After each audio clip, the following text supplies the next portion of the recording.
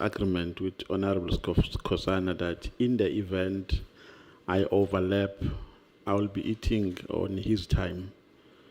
So I want you to understand.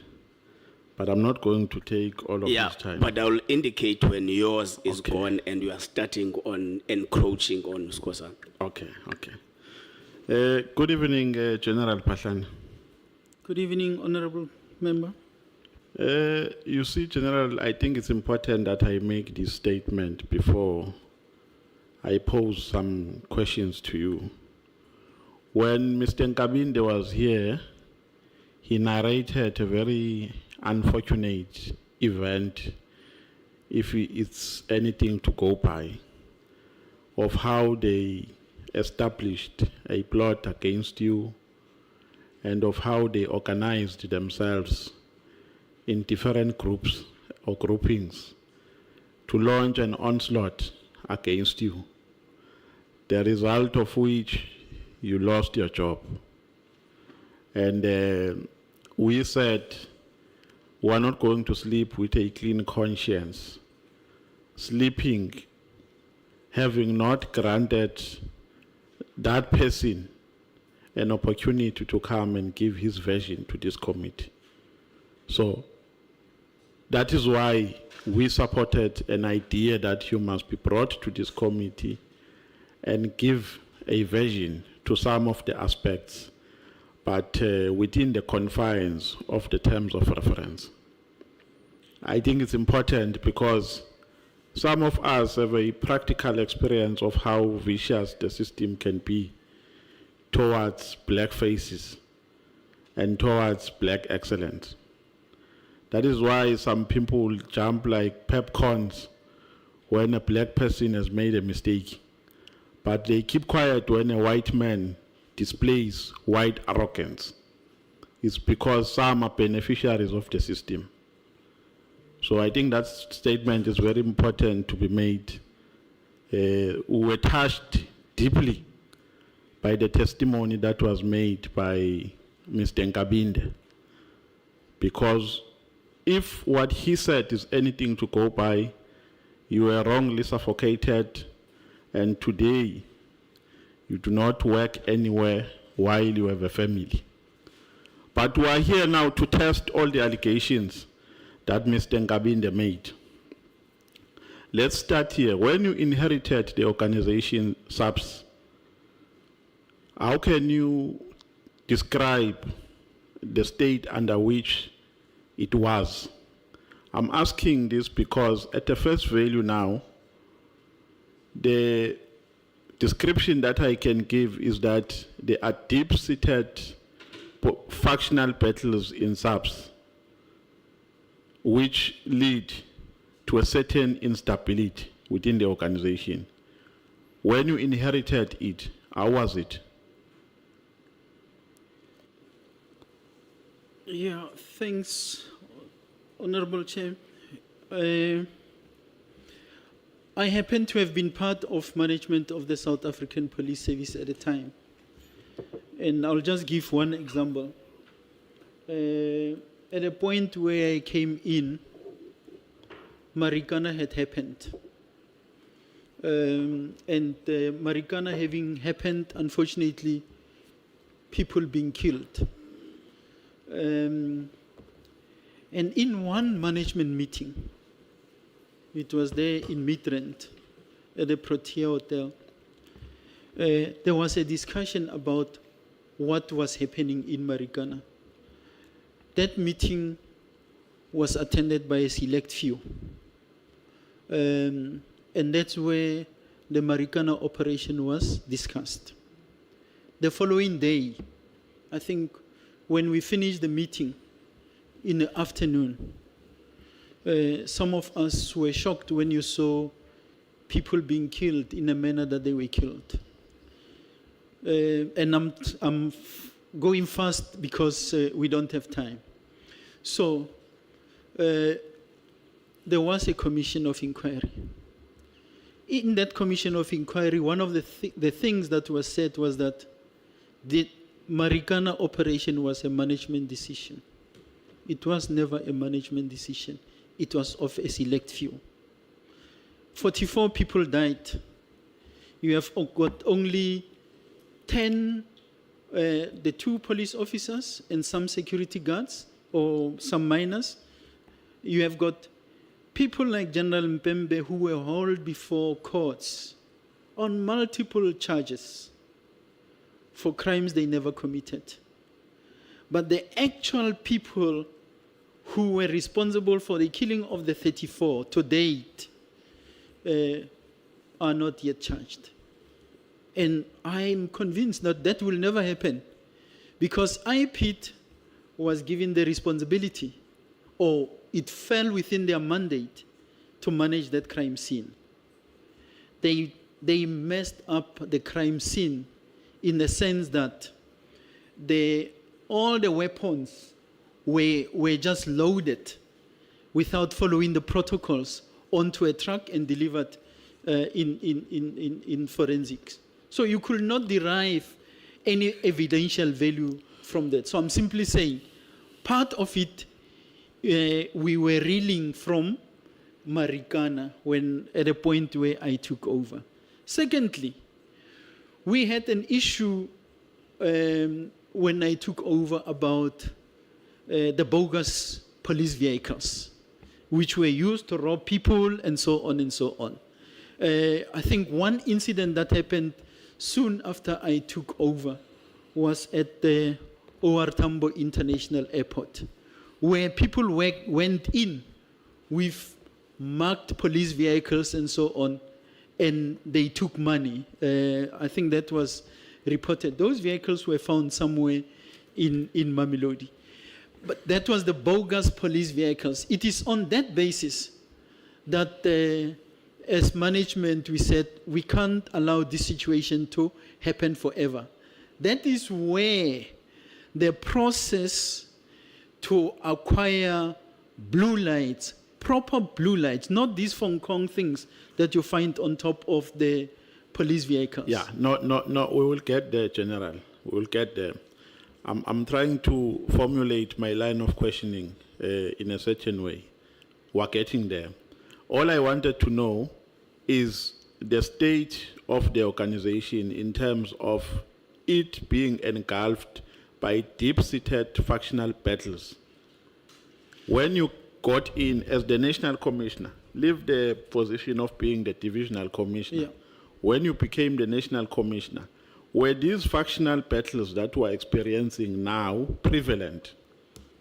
They were prevalent. Just in that regard, people were misplaced. If you take, for example, General Masemula himself, in the era of General Cele, he was a deputy national commissioner. But then he was subsequently removed from that position. In actual fact, some way he must blame me because I was the one targeted to go to Limpopo to become a provincial commissioner, and I refused. He was then deployed there. He left his family in Pretoria. It is me, after my appointment, that I brought him back. There were generals, for example, General Ngwenya was, for example, removed as a deputy national commissioner. She was placed in auxiliary services, a position that was is supposed to be occupied by a major general. So you had a lot of those where people were misplaced. As part of the just reorganizing, we just had to bring people into positions and place them in areas where they could meaningfully contribute. Okay. Maybe now, is it correct, General, you'll forgive me, I will have to cut you at some point because I've got a couple of questions. Now, the minister gets in, Minister Mbalula, he finds you in the organization. Did he ever assess your performance? Never. He never assessed your performance? Never. So, and then he invites you, you said you met him in East London, correct?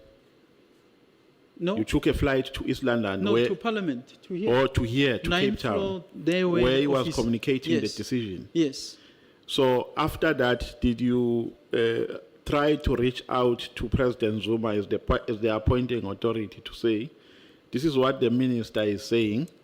Following that, do you advise me to honor this instruction as the appointing authority, or you just complied without making that effort?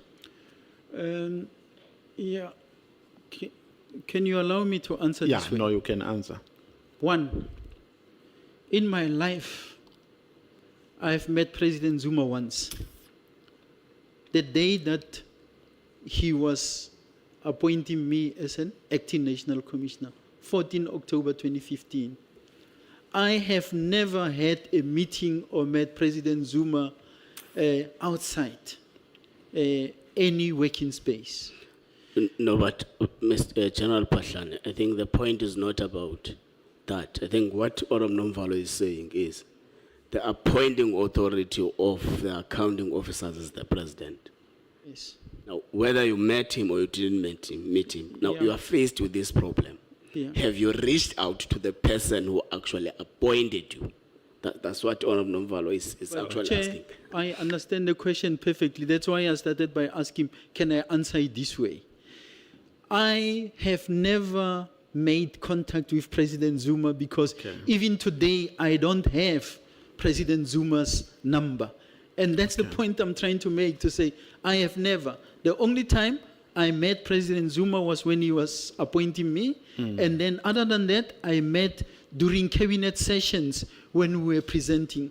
I have not seen or spoken to him after the first, because in any event, the minister, I worked long with Minister Nhleko, was the one that was collaborating with me, managing performance of the police. So I've never. Yeah, because the widespread established practice is especially a decision which is related to dismissal. A person affected is usually given an opportunity. Sometimes they direct that person to write a letter to explain themselves why they cannot be fired and so on. So that never happened to you.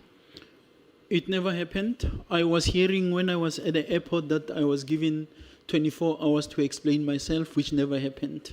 So am I correct if I say your dismissal was influenced by political dynamics? I've got no reason to believe otherwise. Okay. I want us to start from when your problems started. In your statement, you spoke about a contract. I think you have named it as a 360 contract. I want us to discuss about this contract and the blue lights also. If you feel that to a certain extent the discussion will compromise the current court cases, you can indicate and say, no, we can't go to this extent because it will compromise my case. I'm flexible in that regard. Now, the 360 contract, why, or am I correct if I say part of the reasons why a strategy to deal with you was formulated is because of this contract? Am I correct? Definitely. Yeah, you can expand. Yes. Chair, can I proceed? No, proceed. I'm talking to the committee secretary. Okay. It is correct that the contracts, and I was listening to one of the committee's witnesses say, this man was not doing work, he kept himself busy with tenders. I have here a report on forensic services, which will show how much ground we have covered. Today, forensic services in the South African Police Service is disaster, it's chaos. The report is contained herein. Part of the contract which created problems for me was the 360. Yes. Now, the 360 is a contract that was entered into following irregular processes, specifications not met, and so on. It was awarded. A competing service provider raised issues. That competing service provider happens to be FDA. Now, having raised the issue, we looked at it, and now, if I say we looked at it as forensic services, I pulled experts together. They looked at what was complained about, and they indeed found that there was non-compliance. This contract was not supposed to have been awarded. I then wrote to supply chain management, provided that information. That's actually where my role is supposed to end as the end user. For supply chain management is supposed to trigger the other processes in terms of the general conditions of contract, engage the service provider, and so on, which they did not do. But the contract, the service provider ultimately lodged a claim. What was the name of the service provider? Etemba. Okay. They lodged a claim. And once they lodged a claim, there was a process which excluded me. No one ever came to me and said, can you participate? Can you help us? They then settled and paid the 31 million to Etemba. Yes. And that 31 million paid to Etemba is now blamed on me. Allegedly, I caused the breach of contract. Yes, yes. But even tomorrow, I will never go and buy something which is substandard. So at the time when the contract was terminated, they already started doing the work, the service provider.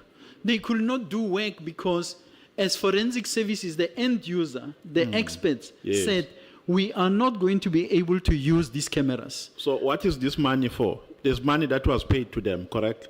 The money was paid for Angas. The money was paid, amongst others, when I see the settlement for computers. How much general was paid to them in total? 31 million rands. So the money was paid to a company which has done absolutely nothing. Absolutely nothing. Who made that payment? General Sitole and the CFO who was here. I remember the CFO saying, no, I was not involved, but she's the one who signed as part of the settlement and the payment. Now, I don't understand here. I'm trying to find logic, General. Why are you being suffocated for this? Because you are the one who wrote to SCM, correct? Yes. Who said they must review and so on. Yes. The result of which a decision was taken to terminate the contract. Yes. And you were not involved in the payment processes. You never authorized any payment. Am I correct? Honorable Member, you're 100% correct. The records will show my letter, which was directing, starts with the 22 of October 2014, where I said to supply chain management, cancel. And then there is another letter, 10th of May 2015, cancel. I even went to an extent of say, subject this thing to an independent assessment. What that meant is if they did not believe what we are saying as forensic services, let them take it for an independent assessment. And Treasury advised as such to say, take this thing for independent assessment to CSIR and SABS. I approved as an accounting officer, November 2016, to say they must go to an independent assessment. But when I left, today it's not done, and the whole thing is blamed on me. So after they terminated the contract, was there any service provider that was appointed? No. For the same services? No. So what happened to that service that was supposed to be rendered? I may have lost track, but to date, no cameras. No service provider has been appointed for the same thing. I know they have been running processes to try and advertise, but payments have been made. Payment has been made, 31 million rands.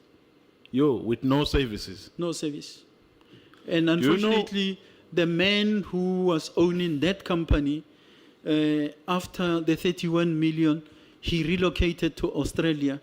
Yeah, that's where I'm informed. That's where I was going as well. I wanted to ask if you know the director of this company. Vic Simons, who relocated from South Africa, went back.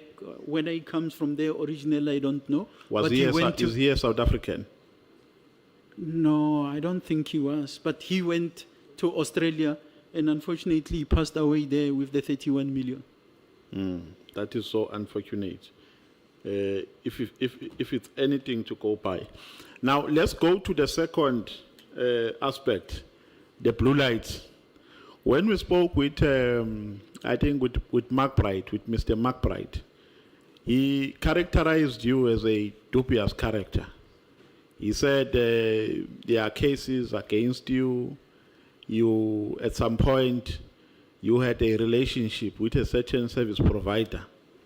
I just forget the name he mentioned, the name of that service provider.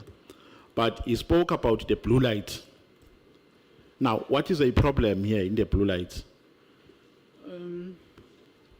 The service provider he was referring to is the owner of the company called Instrumentation for Law Enforcement. It's a company owned by Mr. Mantata, who has been doing business with the police at least dating back to 2003, 2004. All these vehicles that you see equipped with blue lights, especially of the Presidential Protection Services or Protection Services, the so-called blue light gang, are equipped with lights which Mr. Mantata fitted. Those are, in my view, superior lights. But why are they superior? Superior lights in that the quality is good, the warranty, none of those, according to the contract, those lights, if he has fitted, if it is bought, and the vehicle which was equipped with is boarded, in other words, it's taken out of service, they will replace that light free of charge. If, for example, the light gets damaged, it will be repaired free of charge. So there are a number of services that are included in the whole thing. And amongst others, those lights, you can't buy them from the backyard shops where you see some of these lights are being bought. So in this case, in this, now we are talking blue lights case, between Gauteng and supply chain management, he would have responded to a request for quotation initiated by Gauteng province, sanctioned by supply chain management without me. And then the BAC awarded that contract on a quotation basis to him, to instrumentation. Then there were three orders. First is 10 million. That 10 million happened during the time when I was in office because it was 2017 around March. He fitted the first batch. When I was home, I think it was 29th June, I was already home. The 39 million was awarded by supply chain management, between them and Gauteng. General Mutiba was the acting national commissioner then. In 2018, 35 million was given an order. So I'm simply saying, two of those orders happen when I'm out of circulation. And then we get to hear there are issues. But the issues, as I read the affidavit... What were they related to, issues? The issue... Appointment or payments? No, the issue was about dual payments. It is there. I read the earlier affidavit of Van Niekerk. Yeah, can you give context to that dual payment? Yes. Chair, I think there's a hand. Honorable Malema. Honorable Malema. Chair, just quickly on Mr. Mantata, he doesn't only do blue lights, if I'm not wrong. He also provide the president with those imported vehicles of BMW with bulletproofs. Am I right?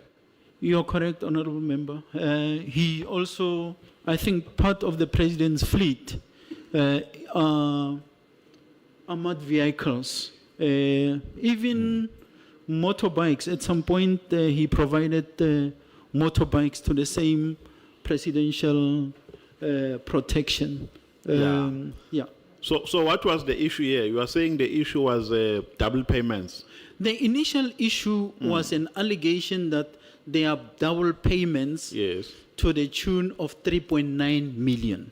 And now, the unfortunate thing is that the same person who is Van Niekerk that ultimately said they were double payments is the same person who certified that this 3.9 million was paid for services that have been rendered and there is no duplication.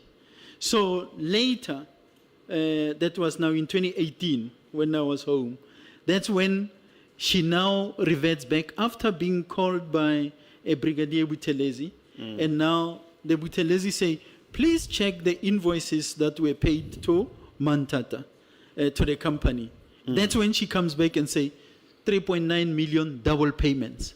But then they make an arrangement with the company to say, here are the additional vehicles that you must equip with blue lights, which he did, and to balance out, the 3.9 million. Or to circle the Yeah, it's not true because when they stopped the payment, he had already done additional 17, 18 cars that the state still to date did not pay for. So if we are to be fair, he's not owing the state owes him. So people who authorized those payments, were there any actions that were taken against them? Nothing. I think in my affidavit, I'm talking there about the reports compiled by General Zuma, General Kwena, General Naidu, as well as a Brigadier Makashela, who were pointing to the people at province and some people at supply chain management who may not have complied with the prescripts. And action was recommended, disciplinary action, not criminal, disciplinary. But So nothing has happened. Your conclusion here, General, is that there was value for money, even though there were double payments, but there was value for money because those double payments were settled Yes. through the addition of other cars. Yes. Is that your conclusion? My conclusion is that there were no double payments.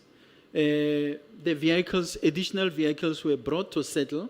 Secondly, all those vehicles that have been equipped with the blue lights in Gauteng for this particular contract are roaming around the streets of Gauteng with the functioning blue lights, and they continue to be maintained by the same service provider. So there is value for money. Nothing has been lost. When you say the same, you mean the initial who got double payments that you are claiming? Yes, the same. You mean And Mr. that's why I Mr. say, Mantata? Mr. Mantad, that's why I say this thing of 192 million, 86 million, I don't know where they get those calculations for. Because in total, what was paid by the state is 62 million, not 86 million or 100 and whatever million. It's a dream. So your evidence is that SAPS is owing Mr. Mantata, SAPS owes, not the other way around. SAPS owes the service provider for those additional vehicles that were equipped with blue lights, which are to date not yet paid for. Okay, my colleague will take this further. Honorable Skosana, I think I've